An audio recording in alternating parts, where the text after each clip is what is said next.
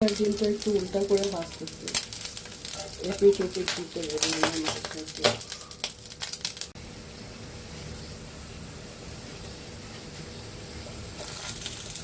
বলে গোলা রুটি। গুড মর্নিং সবাই। আজকে আর রুটি করি নাই, আজকে গোলা রুটি আর ডিম ভাজা করবে। চায়ের পানি বসিয়ে দিয়েছি। কোথায় শুবে না শুবে গরমে আর ভালোই লাগে। এই ফ্যানের নিচে ওই ফ্যানের নিচে জানতো। চা রেডি। আসসালামু আলাইকুম, শুভ সকাল। আজকে তো স্কুল বন্ধ, বাবু খালি কোচিং থেকে বাসায় আসছে। সকালবেলা উঠে আর বুয়া তো নাই।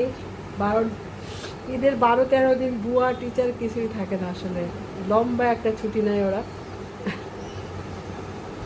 ঈদের বোনাস সহ নিয়ে যায় আর এ মাস ফিরে বেতন। এই যে চান্টু, এই যে ভাইয়াকে দেখছে।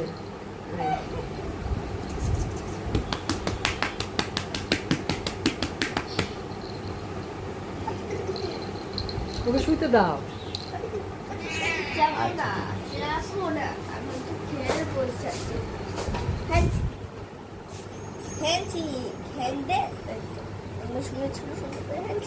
চান্টুর অনেক গরম লাগতেছে।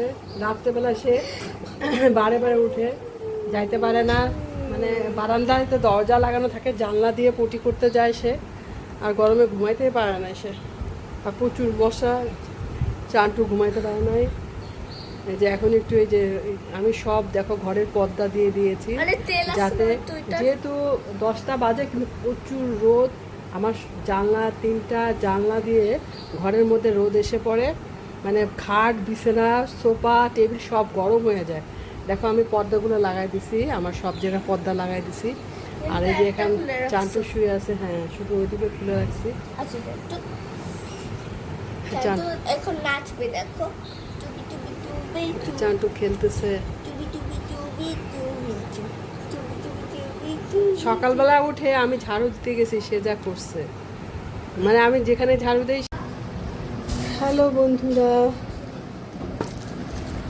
কি হবে তোমরা বলো তো, কি রান্না করা হবে আইডিয়া করো। এখানে রসুন, পেঁয়াজ, সাজনা, টমেটো, বেগুন, আলু, আর এটা হলো চাপা শুটকি। এই দেখো বড় বড় চাপা শুটকি নাকি এটা কি শুটকি, বাঁশপাতা শুটকি, বাঁশপাতা ভেজা শুটকি।